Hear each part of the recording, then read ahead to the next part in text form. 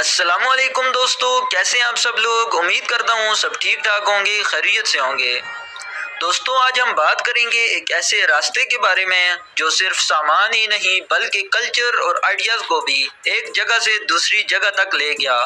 लेकिन वीडियो को शुरू करने से पहले मेरी आप लोगों से एक गुजारिश है कि अगर आप मेरे इस चैनल पर नए हैं तो मेरे इस चैनल को सब्सक्राइब करें और साथ में मौजूद बेल आइकन को भी प्रेस करें ताकि हर नई आने वाली वीडियो का नोटिफिकेशन आपको बर वक्त मिल सके। दोस्तों, ये रास्ता कल्चर और आइडियाज़ को भी एक जगह से दूसरी जगह तक ले गया। इस रास्ते का नाम था सिल्क रोड। ये 4000 माइल लंबा रास्ता चाइना से लेकर यूरोप तक जाता था। चलिए आज हम इस रास्ते की हिस्ट्री को एक्सप्लोर करते हैं और देखते हैं कि कैसे ये दुनिया का पहला ग्लोबल ट्रेड रूट बना।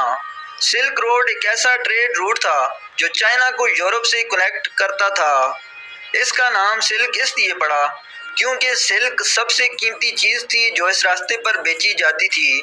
लेकिन सिर्फ सिल्क ही नहीं, यहाँ से स्पाइसेस, टी, प्रीशियस स्टोन्स और भी कई चीज़ें ट्रेड होती थीं।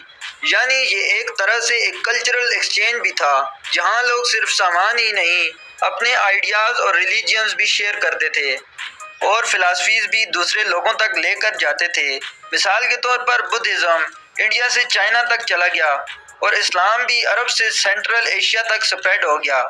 इसलिए ये सिल्क रोड सिर्फ एक ट्रेड रूट नहीं बल्कि ग्लोबलाइजेशन का पहला स्टेप था। अब थोड़ा बात करते हैं उन शहरों की जो इस रास्ते पर बहुत इम्पोर्टेंट थे।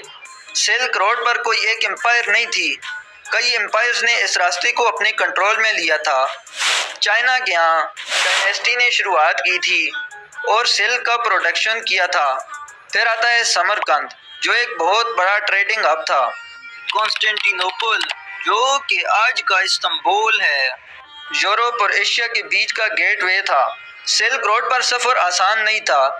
ट्रेडर्स को तकला मकान, डिजर्ट, हिमालयाज और बैंडेट्स का सामना करना पड़ता था। ये रास्ते इतने मुश्किल और ख़तरनाक थे कि हर कारवान को अपने सफ़र के दौरान बहुत सारी मुश्किलात का सामना करना पड़ता था। लेकिन इसके बावजूद सिल्क रोड 500 साल तक ट्रेड के लिए यूज़ होता रहा। 15वीं सदी तक इस रास्ते का यूज़ कम हो गया। इसका सबब यह था कि नए सी रूट्स ज़्यादा एफिशिएंट हो गए और नई एम्पायर्स अपने ट्रेड रूट्स बना रही थीं। मंगोल इन्वेशंस और ब्लैक डेथ ने भी ट्रेड को डिस्टर्ब किया और धीरे धीरे सिल्क रोड फेड हो गया। लेकिन इसका इम्पैक्ट हमारे वर्ल्ड पर आज भी नज़र आता है। आज भी सिल्क रोड का इम्पैक्ट हमारे ट्रेड और कल्चरल एक्सचेंज पर नज़र आता है। इसने दुनिया को एक दूसरे के साथ जोड़ दिया था और जो चीज़ें वहाँ ट्रेड होती थीं उन्होंने दुनिया को एक ग्लोबल कम्युनिटी बनाया। तो अगली दफ़ा जब आप ट्रेड या कल्चरल एक्सचेंज का सोच रहे हों, याद रखिएगा सिल्क रोड को जो हमारी दुनिया को बदलने का ज़रिया बना था। तो ये थी सिल्क रोड के मुताल्लिक़ आज की वीडियो। उम्मीद करता हूँ आपको पसंद आई होगी। अगर वीडियो पसंद आई हो तो वीडियो को लाइक करें और चैनल को सब्सक्राइब करना न भूलिएगा।